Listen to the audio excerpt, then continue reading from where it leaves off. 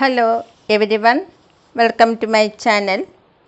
ഇന്ന് ഞാൻ ഫിബനോച്ചി സംഖ്യകൾ പ്രകൃതിയിൽ എന്നതിനെ പറ്റിയാണ് നമ്മൾ ഇന്ന് വീഡിയോ എടുക്കുന്നത്. ഫിബനോച്ചി എന്ന് പറഞ്ഞാൽ എന്താണ്? ഒരു ശാസ്ത്രജ്ഞൻ്റെ പേരാണ്. അത് ഇറ്റാലിയൻ ഗണിതശാസ്ത്രജ്ഞനായിരുന്നു ഫിബനോച്ചി. അന്നേരം 10 അടിസ്ഥാനമാക്കിയുള്ള ഹിന്ദു അറബിക് ന്യൂമറൽ രീതി യൂറോപ്പിലെത്തിയത് 11-ാം നൂറ്റാണ്ടിലാണ്. ഇതിൻ്റെ പ്രചാരണത്തിൽ ഇറ്റാലിയൻ ഗണിതശാസ്ത്രജ്ഞനായ ഫിബനോച്ചി സുപ്രധാനമായ പങ്ക് വഹിച്ചു. അദ്ദേഹത്തിൻ്റെ ഓർമ്മയ്ക്കായിട്ടാണ് ഈ സംഖ്യകളെ നമ്മളെന്ത് പറയുന്നത്? ഫിബനോച്ചി സംഖ്യ. എന്നിട്ട് ഈ ഫിബനോച്ചി സംഖ്യകൾ നമ്മുടെ പ്രകൃതിയിൽ കാണുന്നുണ്ട്. അത് ഏതൊക്കെ രീതിയിലാണെന്ന് നമുക്ക് നോക്കാം. അന്നേരം ഫിബനോച്ചി സംഖ്യകൾ ഏതൊക്കെയാണ്? 1, 1, 2, 3, 5, 8 ഇങ്ങനെയുള്ള നമ്പർ. ഇതെങ്ങനെയാണ് കണ്ടുപിടിക്കുന്നത്? 1ഉം 1ഉം കൂടെ ആഡ് ചെയ്യുമ്പോൾ എന്ത് കിട്ടും? 1 + 1 2, 1 + 2 3, 2 + 3 5, 3 + 5 8, 8 + 5 13 ഉണ്ടോ? നിങ്ങളെങ്ങനെ ഇത് കണ്ടുപിടിക്കുന്നത്? അടുത്തടുത്ത 2 നമ്പർ ആഡ് ചെയ്യുമ്പോൾ എന്ത് കിട്ടും? അടുത്ത നമ്പർ കിട്ടും. ഇപ്പോൾ 13ഉം 8ഉം കൂടെ ആഡ് ചെയ്യുമ്പോൾ എന്ത് കിട്ടും? 21 കിട്ടും. ഈ സംഖ്യകൾക്കാണ് എന്ത് പറയുന്നത്? ഫിബനോച്ചി സംഖ്യകളെന്ന് പറയുന്നത്. ആദ്യത്തെ മാത്രമേ ഉള്ളൂ 1, 1.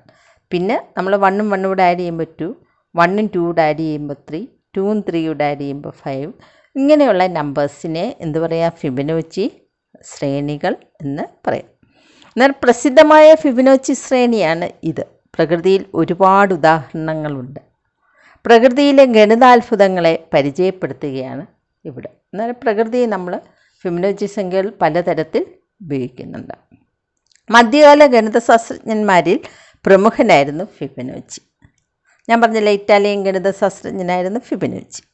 ഇദ്ദേഹത്തിൻ്റെ മുഴുവൻ പേരെന്തായിരുന്നെന്നോ? ലിയനാർഡോ ഓഫ് പിസ എന്നായിരുന്നു. AD 1125 ഇറ്റലിയിലെ പിസ നഗരത്തിലാണ് ഈ ഫിബനോച്ചി എന്ന ഗണിതശാസ്ത്രജ്ഞൻ ജനിച്ചത്. ഭാരതീയരുടെ കണ്ടുപിടുത്തമായ സ്ഥാനവില നിശ്ചയിച്ച് സങ്കലനവും വ്യവകലനവും നടത്തുന്ന രീതി യൂറോപ്യൻ ശാസ്ത്രജ്ഞരെ പരിചയപ്പെടുത്തിയത് ആരായിരുന്നു? ഫിബനോച്ചി ആയിരുന്നു. ഇദ്ദേഹത്തിൻ്റെ പേരിൽ അറിയപ്പെടുന്ന സംഖ്യാശ്രേണിയാണ് ഫിബനോച്ചി സംഖ്യകൾ.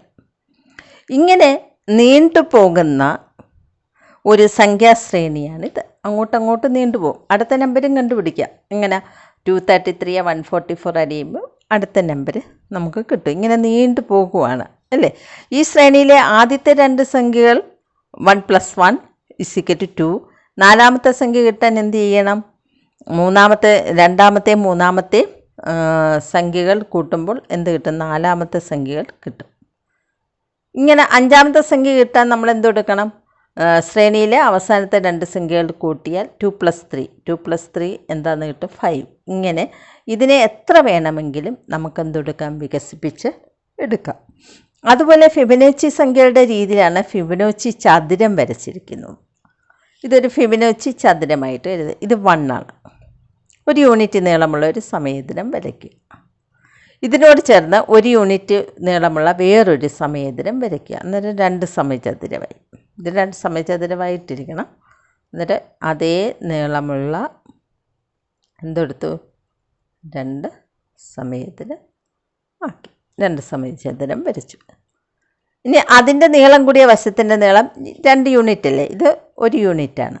എന്നിട്ട് ഇതെത്രയാണ്? 2 യൂണിറ്റാണ് അല്ലേ? നീളം കൂടിയ വശം 2. അതിൻ്റെ നീളം കൂടിയ വശത്തിൻ്റെ നീളം 2 യൂണിറ്റാണ്. അതൊരു വശമാക്കി വീണ്ടും നമുക്ക് എന്തെടുക്കാം? ഒരു സമചതുരം വരയ്ക്കാം.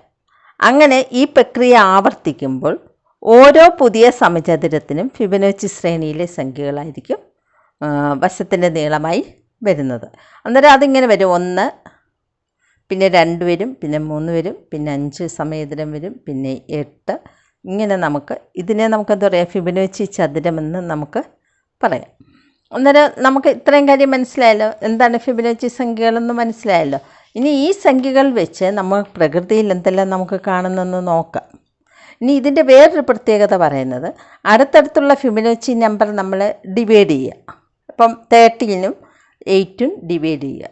ഡിവൈഡ് ചെയ്യുമ്പോൾ നമുക്ക് എന്ത് കിട്ടും? 1.61.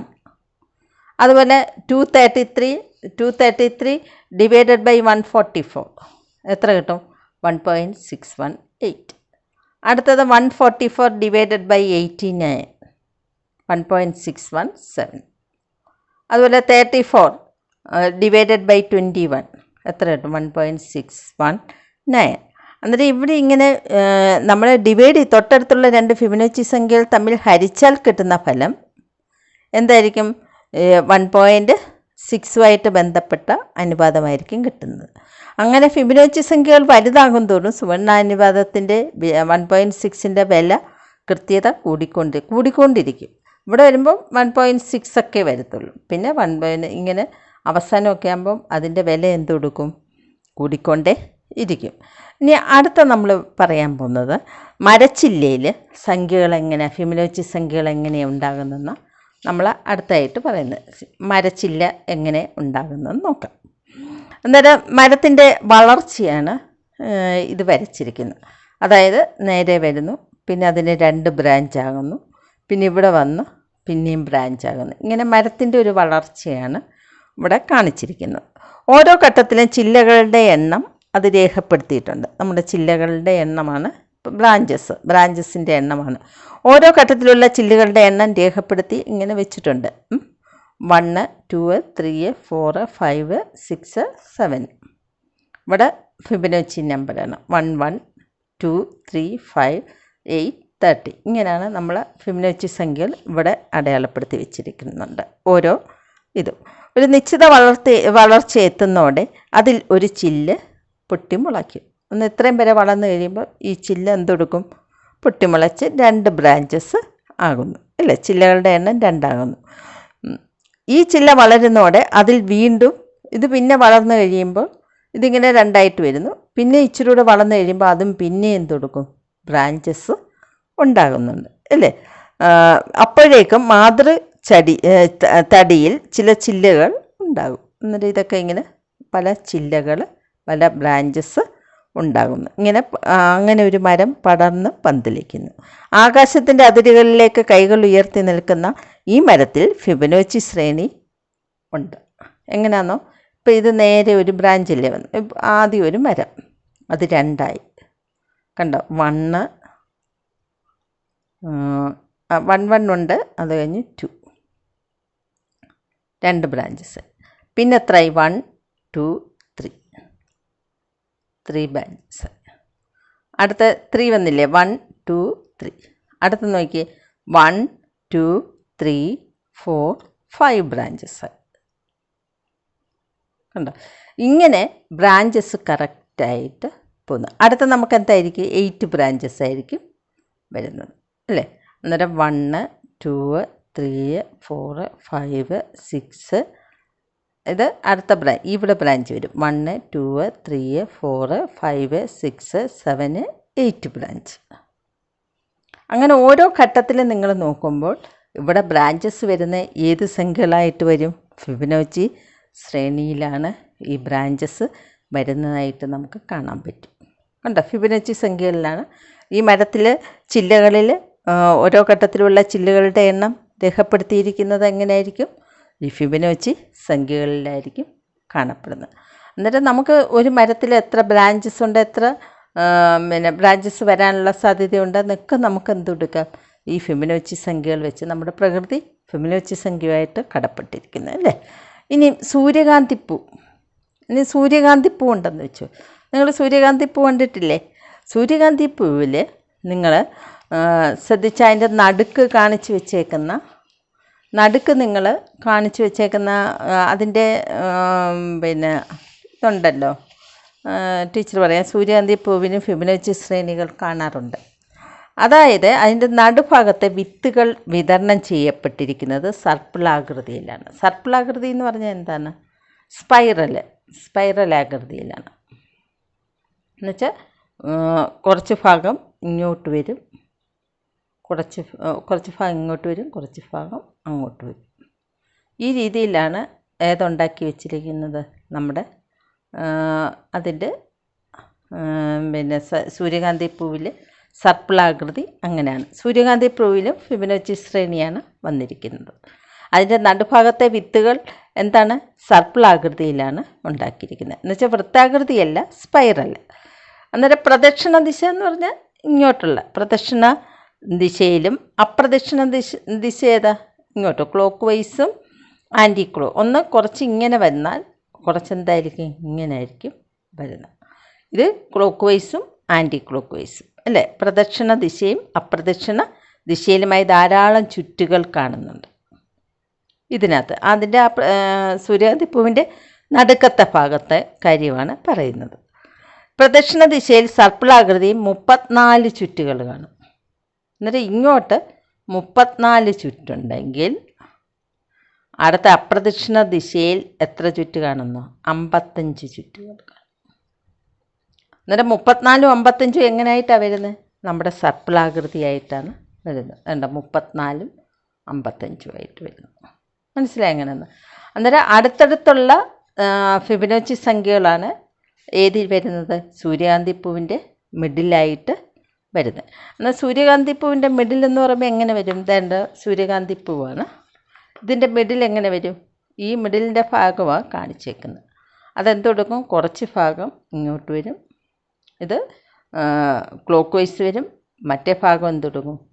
ആൻറ്റി ക്ലോക്ക് വൈസ് വരും. കുറച്ച് പ്രദക്ഷിണം, കുറച്ച്. അത് ഏത് സംഖ്യകളിൽ വരും? ഫിബനോച്ചി സംഖ്യകളിലാണ് വരുന്നത്. ഇത് നമ്മൾ നോക്കുമ്പോൾ നമുക്ക് ശ്രദ്ധിക്കാൻ പറ്റും. ഇത് ഇങ്ങോട്ടും വരുന്നു, കുറച്ച് എന്തെടുത്ത് തിരിച്ചും വരുന്നതായിട്ട് നമുക്ക് കാണാനായിട്ട് പറ്റും. അന്നേരം ഈ സൂര്യകാന്തിപ്പൂവിൻ്റെ മിഡിലാണ് പറഞ്ഞേക്കുന്നത്. അന്നേരം അതും ഏതാണ്? ഫിബനോച്ചി സംഖ്യകളാണ്. എന്നുവെച്ചാൽ ഇങ്ങോട്ട് 34 ആണെങ്കിൽ അപ്പുറത്തോട്ട് എന്തായിരിക്കും? 55 ആയിരിക്കും.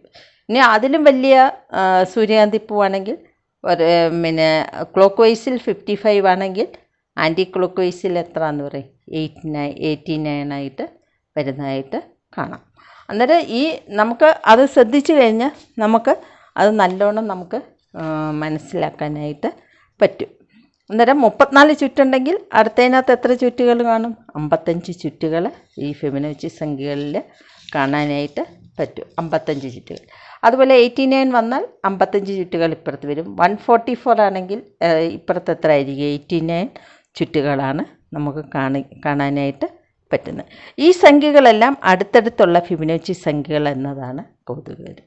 അന്നേരം ഏത് സൂര്യകാന്തിപ്പൂ, ചെറിയ സൂര്യകാന്തിപ്പൂവാണെങ്കിൽ ചിലപ്പം 13 ആയിരിക്കും അങ്ങോട്ട് പോകുന്നത് ക്ലോക്ക് വൈസ്.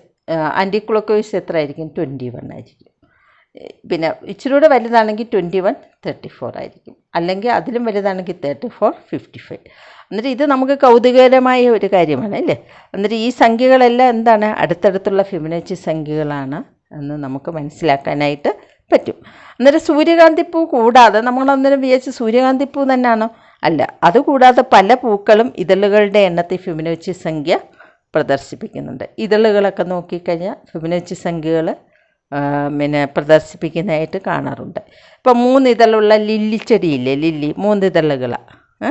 പിന്നെന്താണ്? 5 ഇതളുള്ള ബട്ടർ കപ്പ് ഒക്കെ ഇതിനുദാഹരണമാണ്. എന്നാൽ നമ്മൾ നോക്കുമ്പോൾ ഒരെണ്ണത്തിന് 1 ഇതൾ കാണും, ചിലപ്പോൾ 2 ഇതളുള്ളത്, 3, 5.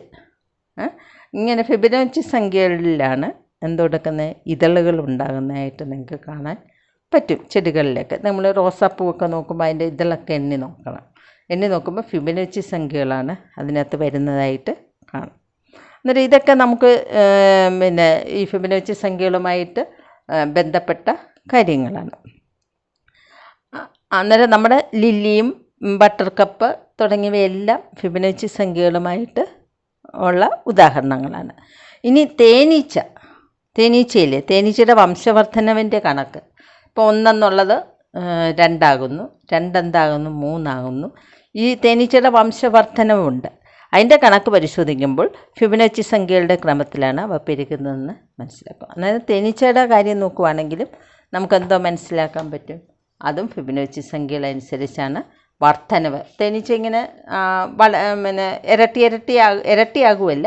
1 2 ആകും, 2 3 ആകും, 3 5 ആകും. ഇങ്ങനെ ഫിബനോച്ചി സംഖ്യകളിലാണ് ഫിബനോച്ചി സംഖ്യകളുടെ ക്രമത്തിലാണ് ഈ തേനീച്ച പെരുകുന്നതെന്ന് വ്യക്തമാകും. ഇങ്ങനെ നമുക്ക് ഈ ഫിബൊനാച്ചി ശ്രേണി എന്ന് പറഞ്ഞാൽ ഇതിപ്പം നമുക്ക് പ്രകൃതിയിൽ അങ്ങനെ നമ്മൾ നോക്കുമ്പോൾ ഒരുപാട് ഉദാഹരണങ്ങൾ നമുക്ക് കണ്ടുപിടിക്കാനായിട്ട് പറ്റും. ഇനി നിങ്ങളും തന്നെ നോക്കുമ്പോൾ നമുക്ക് ഫിബൊനാച്ചി സംഖ്യകൾ എവിടെയൊക്കെ ഉപയോഗിക്കാൻ പറ്റുന്നെന്ന് നമുക്ക് കണ്ടുപിടിക്കാനായിട്ട് പറ്റും. ബൈ.